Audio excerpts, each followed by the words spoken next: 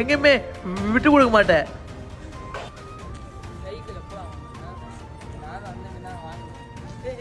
நீயும் இந்த மாதிரி சைக்கிள் வாங்கணுமா?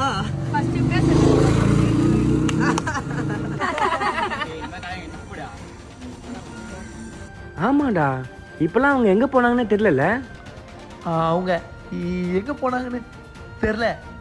ஆனால் ஒன்று மட்டும் புரிஞ்சுக்கினேன்டா, இங்கே எல்லாருக்கும் ஒரு குறை இருக்கு.